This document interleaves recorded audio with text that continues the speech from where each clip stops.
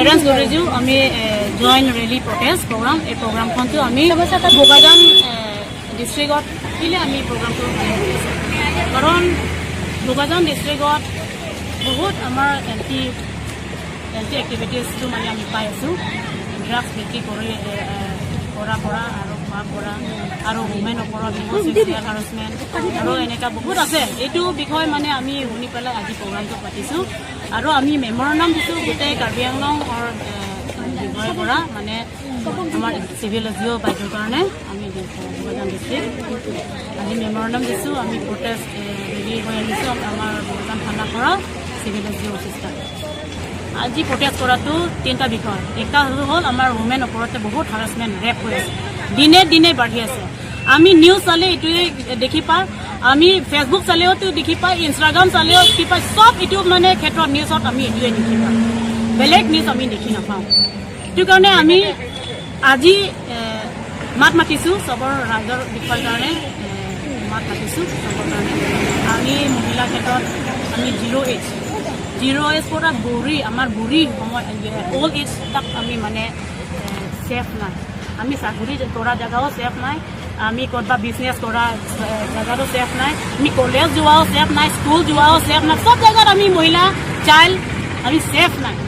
কিহৰ কাৰণে ছেফ নাই এইটো আমি কুৱেশ্যন কৰিব বিচাৰোঁ। আমি গভমেণ্ট চেণ্ট্ৰেল গভমেণ্ট আমি কুৱেশ্যন ক'ব বিচাৰোঁ, আমি মহিলাৰ ওপৰত কিনে ছেফ নাই।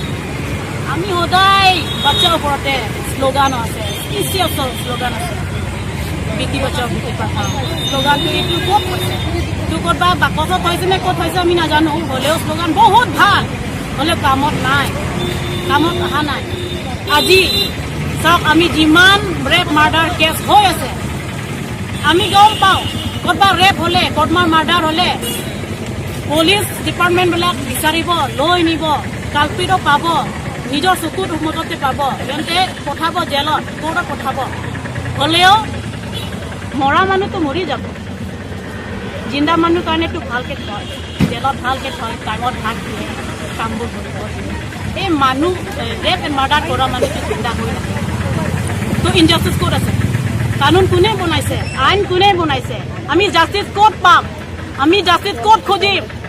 যিমান পেণ্ডিং ৰেপ মাৰ্ডাৰ কেছ আজিলৈকে আমি জাষ্টিছ পোৱা নাই, ইনজাষ্টিছ হৈ আছে। আৰু একফালে চাব আমি ইউথ, এতিয়া ইউথ অহা জেনেৰেশ্যন, য়ং জেনেৰেশ্যনবিলাক আজি সিহঁতৰ কাৰণে ৱাৰ হৈ আছে, যুদ্ধ হৈ আহি আছে, শ্ল' যুদ্ধ হৈ আহি আছে। তো শ্ল' যুদ্ধটো কি আছে? ড্ৰাগছ। দিনে দিনে য়ং জেনেৰেশ্যনবিলাক ড্ৰাগছ খাই আছে, ড্ৰাগছ খোৱাৰ পৰা মৰি আছে, ড্ৰাগছ খাই পেলাই ৰিহেব চেণ্টাৰ ভৰ্তি ঠাক আছে। ৰিহেব চেণ্টাৰ দিয়া তাত বিনা মূল্য নহয়, বিনা পইচা নহয়, তাত মান্থলি 20-25 হাজাৰ আমি তাত দিব লাগে। কিছুমান পেৰেণ্টছে দুখী হৈ পেলাই নিজে ছুচাইড কৰা ঢেৰ আছে, কাৰণ এইফালে ভাল কৰিব নোৱাৰে। ৰিহেব চেণ্টাৰত হ'লেওতো ক'ৰ পৰা পইচা পাম মানে দিব লাগে।